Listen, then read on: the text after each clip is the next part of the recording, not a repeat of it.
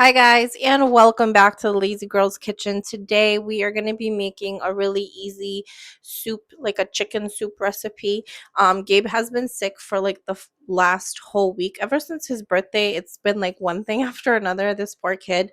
And this soup was a huge help because he would not eat anything. So let's get started.